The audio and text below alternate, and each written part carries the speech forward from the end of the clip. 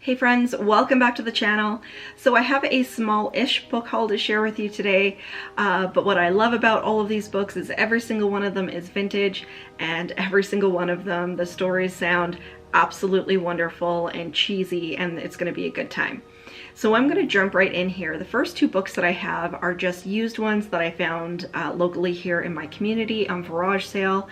And both of these books are ones that I owned when I was really young, but unfortunately over time they had gotten water damaged, so they had to be thrown out. So I was super happy when I went online and I saw these pop up, and the lady had both of these on there for 50 cents each. So the first one is The Root Cellar by Janet Lund, and I read this book over and over and over when I was younger. So here we follow a girl named Rose. Rose is 12 years old, and she has gone to live in kind of an old house, and she hates it there, and she hates the people, and she runs down into the root cellar. And when she comes out of the root cellar, she comes out in the 1860s during the Civil War. So it's kind of like this going back in time sort of adventure. So it's a great story to learn about that time period and the Civil War. But it also says on the top here, "I'm sure you didn't realize when you sent me here that the Henrys are all mad. Their house is falling apart, it's dirty, and they see ghosts." So I can only remember a little bit of this book. It's been years and years and years since I read it, but I was so excited to find it, and it's an absolutely fantastic condition for 50 cents. And the other one that I got from this seller was The Secret Garden by Frances Hodgson Burnett. Sorry, that's really hard to say, but this specific edition is the one, again, that I had when I was younger. So I was so excited to see it, and it's so funny because when you see pictures of book covers like this, and it just brings you right back to that time. So I believe we all know what the synopsis of The Secret Garden is, but if you don't know, basically this young girl is orphaned, both of her parents are killed, and she goes to live with an uncle who basically has no time for her.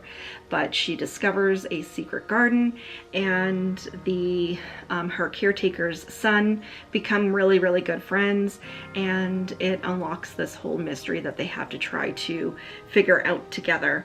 And it's absolutely wonderful. I have it in a movie version as well. I watch it every year, but I was so excited to find this specific edition of this book, again for just 50 cents. So the next set of books that I got were all from Spooky Sellables shop. She has the most fantastic collection. If you're here in Canada, I will have her credentials linked down below for her Etsy shop, and she always has such a fantastic selection at a really, really great price. So the first one that I got is from the Med Center series. This is Virus by Diane Ho, and this, I actually haven't read any of this series. I've seen it around, but I haven't read any of these books. But this specific one revolves around Grant, Massachusetts, and a lethal virus has taken over and everyone is getting sick. So this follows some volunteers that are at the hospital, and they go through different scenarios with whatever is going on with these people, whatever ails them in the hospital.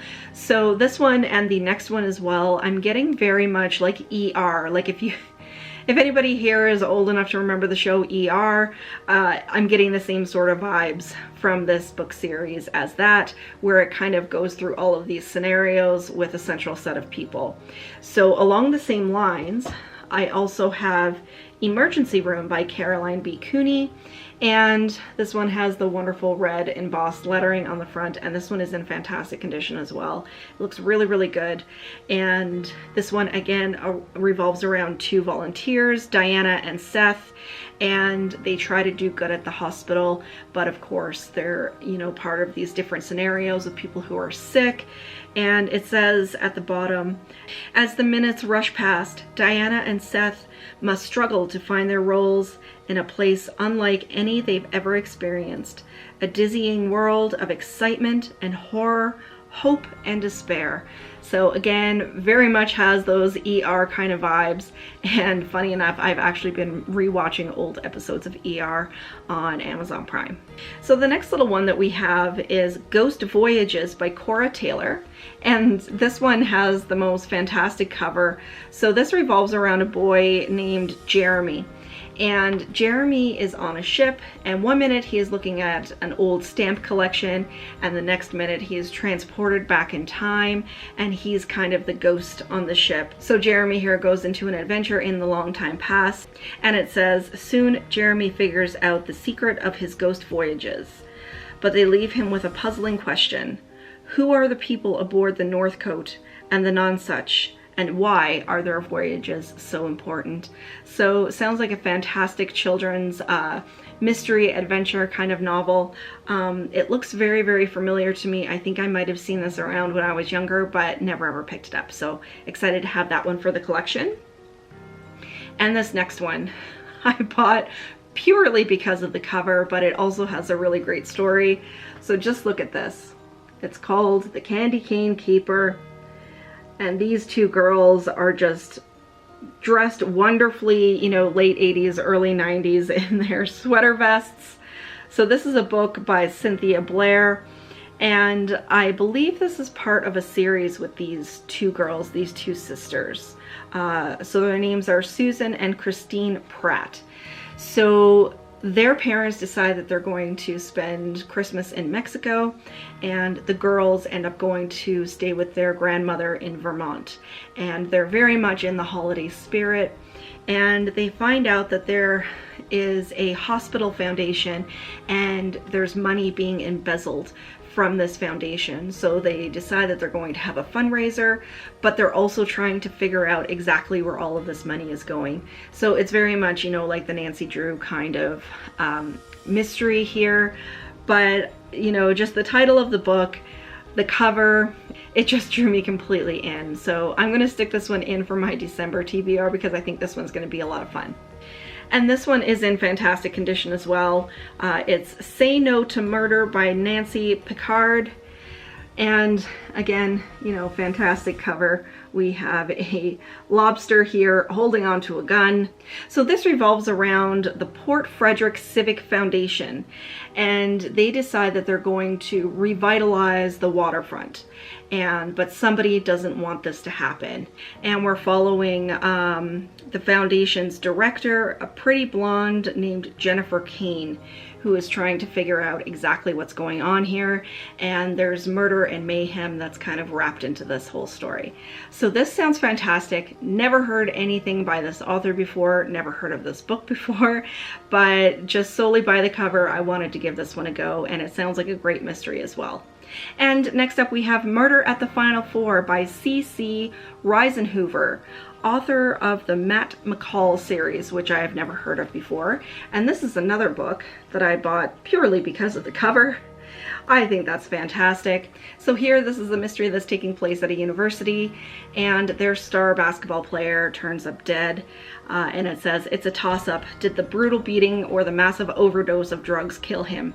So the police are totally confounded. They don't know what's going on. So they recruit one of the professors to help them with this mystery. And it says, the bodies pile up faster than the free throws. And Brian, the professor, himself is on the elimination list, right after Gator Brown, the hotshot player bent on taking the team to the Final Four. So sounds like a wonderful kind of YA novel, and again, I mean, you just can't beat that cover.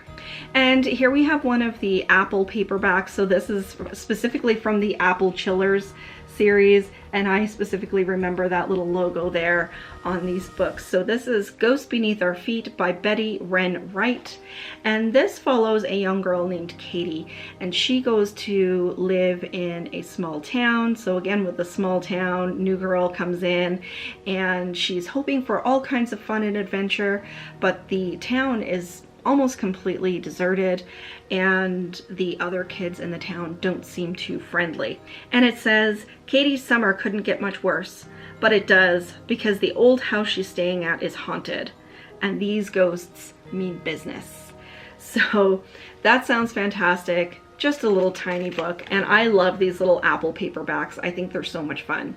And just along the same lines, we have another Apple paperback here. It's called Never Hit a Ghost with a Baseball Bat by Eth Clifford, I believe the name is. So it has all the nostalgic feels when I see these Apple paperback covers. But this follows two sisters, Jo Beth and Mary Rose, and they go to a museum and they find out that the museum is haunted, and a lot of the mannequins that are displaying the artifacts are coming to life. And it says, "Are these mannequins ghosts? Do they like birthday cake?"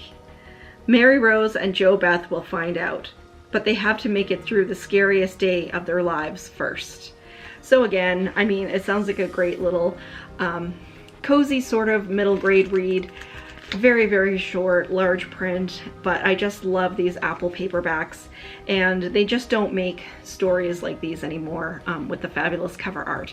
So there you go, that is my most recent book haul. Some wonderful vintage gems in there with great covers, great mysteries, and you know, just cheesy storylines. So let me know if you guys have read any of these and what you thought of them. I hope you enjoyed the video. Please, if you did, give me a thumbs up and leave me a question or comment down below, because you know I love chatting with you. But until next time, stay spooky everybody. Bye.